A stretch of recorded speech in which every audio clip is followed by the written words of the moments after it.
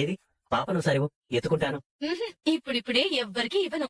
నా తనివి తీరేదాకా ఎవరిని తాకనివ్వను. ఇప్పటి వరకు పాపను ఎత్తుకునే ఉన్నావు కదా తులసి. పాపని క్షణం కూడా వదలను. కళ్ళు మూసుకుంటే ఎక్కడ పాపని క్షణం చూడకుండా మిస్ అయిపోతాను అని నిద్ర కూడా పోవట్లేదు తెలుసా. కావాలంటే ఎప్పుడైనా నేను పడుకున్నాక పాపనెత్తుకోండి. అలాగేలే. అమ్మో, పాప తలకి నూనె పెట్టాలి. పద మనం వెళ్దాం బంగారం. పద తల్లి, మనం నూనె పెట్టుకుందామా? నమస్కారం మినిస్టర్ గారు. ఓ రుద్రాణి గారు మీరా? ప్లీజ్ కూర్చోండి. మీ ఆవిడ పాప పుట్టిన సంబరంలో తేలిపోతున్నట్టుంది. ఈ సంబరానికి కారణం మీరే కదండి. మీరే లేకపోతే మా పరిస్థితి ఎలా ఉండేదో. చాలా చాలా థ్యాంక్స్ రుద్రాణి గారు. అప్పుడే థ్యాంక్స్ చెప్పకండి మినిస్టర్ గారు. కథ పూర్తి కాలేదు, ఇప్పుడే మొదలైంది. అదేంటండి, ఇంకేం ప్రాబ్లం ఉంది? మనం అనుకున్నది చేసాం. ఏ ప్రాబ్లం లేని బిడ్డ మా దగ్గర ఉంది. ఇంకేంటి? బిడ్డ మారినంత తేలిక కాదు కావ్య మనసు మారడం. హాస్పిటల్లోనే తన చేతిలో ఉన్న బిడ్డ తన బిడ్డ కాదని రచ్చ చేసింది అంటే దాని అనుమానం ఆగదు, దాని మనసు మారదు. దుగ్గిరాల కుటుంబం అంటే ఆషమాషి కాదండి. వాళ్ల పరపతి పలుకుబడి చిన్నది కాదు. సిటీలోనే చాలా పేరున్నవాళ్లు. కానీ డాక్టర్లు చెప్పింది ఆ ఫ్యామిలీ నమ్మారు కదా. నమ్మారు, నిజమే. కానీ వాళ్ల నమ్మకం కంటే కావ్య అనుమానమే గొప్పదని గుర్తించే ప్రమాదం లేకపోలేదు. కావ్య అంటే అందుకే ఆ ఫ్యామిలీకి అంతులేని ప్రేమ. ఆ ప్రేమే వాళ్ళని ఏదో ఒక ప్రయత్నం చేసేలా చేస్తుంది. కావ్య బాధపడుతూ ఉంటే చూడలేరు, నిజానిజాలు తెలుసుకోకుండా ఉండలేరు. ఏదో ప్రయత్నం చేస్తారు. మరి ఎలాగండి? మనం ఏం చేయాలి? వాళ్ళు చేసే ఏ ప్రయత్నమైనా విఫలమవ్వాలి. తన దగ్గరున్న బిడ్డ తన బిడ్డ కాదు అన్న కావ్య నమ్మకాన్ని చంపేయాలి. అప్పుడు మీ దగ్గరున్న బిడ్డ శాశ్వతంగా మీ బిడ్డ అవుతుంది. పరిస్థితి ఎలా ఉందని నా భార్యకి తెలియకూడదు. మళ్ళీ నా భార్య కళ్ళలో నీళ్లు రాకూడదు. అందుకు నేను ఏమైనా చేస్తాను, ఎంత దూరమైన వెళ్తాను. అంతేగాని ఈ బిడ్డని నా భార్యకి దూరం కానివ్వను. అలా గట్టిగా నిర్ణయించుకోండి. చాలా అలర్ట్ గా ఉండండి. డబ్బు పవరు అన్ని ఉన్నవాణ్ణి ఏం జరిగినా తట్టుకోగలను రుద్రాణి గారు. ఇంక మీరు నాకు ఇవ్వాల్సింది ఇప్పుడేం లేదు. టైం వచ్చినప్పుడు నేనే అడిగి తీసుకుంటాను. ఓకే. ఇప్పుడు మనం చేయాల్సింది కావ్య దగ్గరున్న పాప తనకు పుట్టింది అని కావ్యని నమ్మించడం. ఓకే గాని వాళ్ళెప్పుడు ఏ ప్రయత్నం చేస్తారో ఎలా తెలుస్తుంది? వాళ్ళు ఏదో ప్రయత్నం చేస్తున్నారని ఇప్పుడెలా తెలిసింది? అలాగే తెలుస్తుంది. అక్కడ నా కూతురుంది. వాళ్ళ ప్రతి మూమెంట్ నాకు తెలిసిన మరుక్షణమే మీకు తెలుస్తుంది. మీరు ముందు జాగ్రత్త పడాలి. పాప ఏడవకమ్మా. ఇటు చూడు, చూడు చూడు, ఇటు చూడు. ఊరుకోమ్మా, మా అమ్మ కదూ, మా తల్లివి కదూ. అపర్ణ, ఇటివ్వు ఒకసారి. బుజ్జిలు, ఏంటి నాన్నా? అమ్మ కావాలా? అమ్మ వచ్చేస్తుందిలే. ఇదిగో చూడు, బొమ్మలున్నాయి, వాటితో ఆడుకుంటావా? నువ్వు ఏడవకు. చూడు చూడు చూడు చూడు, ఏడవకు నాన్నా. ఏంటక్క పాప అంతలా ఏడుస్తుంది? ఏం చెప్పను ధాన్యం, అంతా మన కర్మ. అన్నీ తెలిసి కూడా ఏమీ చేయలేని పరిస్థితి అయిపోయింది. అత్తయ్య ఇటు ఇవ్వండి, నేను ఆడిస్తాను. ఎందుకమ్మా ఏడుస్తావు? మనం బయటకెళ్దామా? చందమామ చూద్దామా? ఊరుకో తల్లి. ఏంటత్తయ్య ఎంత ఆడించినా ఏడు పాపట్లేదు. ఓ తల్లి, అదిగదిగదిగో నీ ఆట వస్తువులతో ఆడుకుంటావా? బాగుంది కదా. ఏడవద్దమ్మా, మా అమ్మ కదూ, మా తల్లి కదూ. ఏంటత్తయ్య ఎంత ఆడించినా ఊరుకోవట్లేదేంటి? అసలు ఏమైంది పాపకి? ఏమవడమేంటి? అర్థం కావట్లేదా? పసికందు ఎన్ని చెప్పినా ఏం చెప్పినా ఏడుపు ఆపదే. బిడ్డకి కావలసింది తల్లి పాలు, అమ్మ స్పర్శ. అది తెలిసి కూడా పాపని ఊరుకోబెట్టాలని ప్రయత్నిస్తున్నాం. ఎలా దాని ఏడుపు ఆగుతుంది?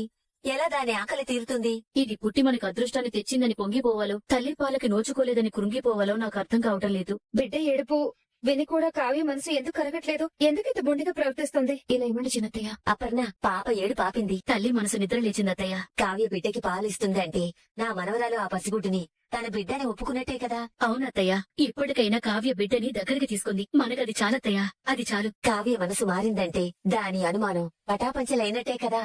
ఇక ఏ సమస్య లేదపర్ణ, ఏ సమస్య లేదు. ఎప్పుడెప్పుడు కావ్య పాపని దగ్గరకు తీసుకుంటుందా అని అందరం ఎదురు చూసాం. కావ్య మనల్ని అర్థం చేసుకుందక్క. నా కోడలు ప్రేమని దాచుకోలేదు ధాన్యం. అలాంటిదేం లేదు, అలా జరగదు కూడా. ఒక్కసారి నింద పడ్డాక ఆ నింద నిజం కాదని తెలిసినా దాని తాలూకు మచ్చ అంత తేలిగ్గా చెరిగిపోదు.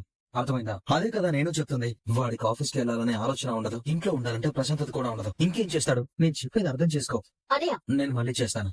ఏమైంది రేఖ, ఎందుకు అంత కోపం? కోపం కదా, ఎగిరికి ఎంత లేమంటావా? అమ్మ ఏం చెప్పింది, నువ్వేం చెప్పావు? మీరు చెప్పింది ఒక్కటైనా జరుగుతుందా? ఇంకా ఏం జరగాలి రేఖ? కావ్య బిడ్డని కన్నెత్తి కూడా చూడదు అన్నారు. ఇల్లు అల్లకల్లోలం అవుతుందన్నారు. కానీ ఇప్పుడు ఆ కావ్య ఆ బిడ్డని యాక్సెప్ట్ చేసింది. స్వయంగా బిడ్డకి పాలిస్తోంది. తల్లిగా మారిపోయింది. ఇంకా రాజుకి ఎందుకు ప్రాబ్లం వస్తుంది? ఇంట్లో గొడవ ఇలా అవుతుంది. ఎవరు నా గురించి ఆలోచిస్తారు? పిచ్చి రేఖ, ఎందుకు కంగారు పడుతున్నావు? ఇది చాలా చిన్న విషయం రేఖ. అది తాత్కాలికమైన ఆనందం. ఏంటి, ఇది చిన్న విషయమా? కాదా మరి? కావ్య ఇప్పుడు పరాయి వాళ్ళ బిడ్డని అక్కును చేర్చుకుని ఊకెడు పాలిచ్చిందంటే ఆ బిడ్డ తన బిడ్డ అన్నట్టు ఒప్పుకున్నట్టు అనుకున్నావా? ప్రేమతో బిడ్డని దగ్గరికి తీసుకుంది. ప్రేమ అనేది కావ్య బ్లడ్ లోనే ఉంది. మమకారం అనేది కావ్య తినే ఫుడ్ లోనే ఉంది. ఈ బిడ్డకే కాదు, అవకాశం ఉంటే ఏ బిడ్డకైనా ఏడిస్తే ఆ బిడ్డకి పాలు పడుతుందా కావ్య? సిచ్యువేషన్ అలాంటిది రేఖ. రేఖ, ఇళ్లగానే పండగైపోతుందా? పాలు పట్టినంత మాత్రాన పరాయి బిడ్డ కన్న బిడ్డ అని కన్ఫర్మ్ అయిపోతుందా? నేను చెప్పేది నీకు అర్థం కావట్లేదన్నయ్య. కావ్య బిడ్డని యాక్సెప్ట్ చేయనంత వరకు మనకి అవకాశం ఇంట్లో వాళ్ళకి ప్రాబ్లం. వన్స్ ఒక్కసారి యాక్సెప్ట్ చేసిందనుకో తల్లి మహారాణి అవుతుంది, పిల్ల యువరాణి అవుతుంది. ఆ తర్వాత రాజ్ మీద ఎన్నో ఆశలు పెట్టుకున్న నేను అడుగు తినాలి. రేఖ, ఆ పరిస్థితి నీకెప్పటికీ రాదు. ఒకవేళ నువ్వన్నట్టే కావ్య బిడ్డని తన బిడ్డ అని తప్పక ఒప్పుకున్నా రేపు ఏదో ఒక రోజు ఈ పాపకున్న సమస్య బయటపడింది అనుకో, ఏమవుతుందో నువ్వే ఊహించుకో. ఏముంది, ఒక్కసారి ఆ పాప ఏంటి వంశాంకురం అని ఒప్పుకున్న తర్వాత పాపకి ఎంత పెద్ద సమస్య ఉందని తెలిసినా లక్షల డబ్బులు కుమ్మరించైనా ట్రీట్మెంట్ ఇప్పిస్తారు. దుగ్గిరాల వంశానికి అదేమిటి పెద్ద సమస్య? అయ్యో అమాయకురాలా, దుగ్గిరాల వంశానికి డబ్బు సమస్య లేకపోవచ్చు, కానీ చాలా సమస్యలున్నాయి. మెంటల్ ప్రాబ్లమ్స్ ఉన్నాయి. అర్థం కాదు కదా. దుగ్గిరాల వంశం వారు ప్రతి చిన్న విషయంలోనూ పర్ఫెక్ట్ గా ఉండాలనుకుంటారు. ఇంట్లో గాని, మనిషిలో గాని, మనస్తత్వంలో గాని ఎలాంటి చిన్న లోపం కూడా ఉండకూడదని తపన పడుతూ ఉంటారు. కానీ అదే వాళ్ళ లోపం. ఇలాంటి మెంటాలిటీ ఉన్న వాళ్ళకి ఈ పాపకి ఇంత పెద్ద ఆరోగ్య సమస్య ఉందని తెలిస్తే అందరూ కట్టగట్టుకుని కృంగిపోతారు, కుమిలిపోతారు. కానీ భరించరు, సహించరు, డిసప్పాయింట్ అవుతూనే ఉంటారు. కానీ ఎన్నేళ్లు డాక్టర్లు చెప్పిన దాని ప్రకారం ఆ పాపని ఏం చేసినా, ఎంత ఖర్చు పెట్టినా ఆ పాప దక్కదు. అలాగని కావ్యకి ఈ బిడ్డ కాకపోయినా ఇంకో బిడ్డ పుట్టే ఛాన్సే లేదు. ఈ ఇంటికి వారసురాలనివ్వాలన్న కావ్య కళ చచ్చిపోతుంది. ఆ సమయంలో అందరి దృష్టి నీ వైపు మళ్ళుతుంది. అందుకే కాస్త ఓపిక పట్టురేక. టైం ఎవరిని ఎలా మారుస్తుందో నువ్వే చూస్తావు. ఏదైతేనే మొత్తానికి పాపకి పాలు పట్టించి నిద్రపుచ్చింది. అది చాలు మనకి. పాలు పట్టించింది అంటే కూతురుగా ఒప్పుకున్నట్టే కదా అత్తయ్య. మళ్ళీ ఏం గొడవ చేయదు కదా. ఇంకా ఎందుకే నీకు అనుమానం? పాలు పట్టించిందంటే తల్లిగా ఒప్పుకున్నట్టేగా. అత్తయ్య, ఇక నుంచి పాపకి పాలు పట్టాలి కాబట్టి ఎలాంటి ఫుడ్ తినాలి ఏంటి అనేది కొంచెం నాకు చెప్తారా? అలాంటి విషయాలన్నీ మీ అత్తయ్యకేం తెలుస్తుందే? దానికి కూడా ఏం తినాలి ఏంటి అనేది నేనే కదా నేర్పించాను. బాలింతగా ఉన్నప్పుడు ఎక్కువగా వేడి చేసే వస్తువులు తినకూడదు కావ్య. అలాగే ఎక్కువ మసాలాలు కూడా తినొద్దు. నువ్వు తినే ఫుడ్ నీకు మాత్రమే కాదు, నీ కూతురికి కూడా చేరుతుందన్న విషయం నువ్వు గుర్తుపెట్టుకుని మరీ తినాలి. ఉదయాన్నే ఫైబర్, ప్రోటీన్ ఉన్న ఫుడ్ కూడా ఎక్కువగా తీసుకోవాలి. రాగి జావా, లైట్ గా తీసుకునే ఆహారం తీసుకోవడం మంచిది. రాత్రి పడుకునే ముందు పసుపు కలిపిన వేడి పాలని తప్పనిసరిగా తాగాలి. ఇంకా జంక్ ఫుడ్, బిర్యానీలు, బయట దొరికే చెత్త ఫుడ్ అన్ని ఇప్పుడే మానేయాలి. నీ ఆరోగ్యమే బిడ్డ ఆరోగ్యం అన్న విషయం ఎప్పుడూ గుర్తు పెట్టుకోవాలి. అవన్నీ ఎలా చేసుకోవాలో నేర్పిస్తారా అమ్మగారు? నేర్పించడం ఏంటే, నా చేతులతో చేసి పెడతాను పదా.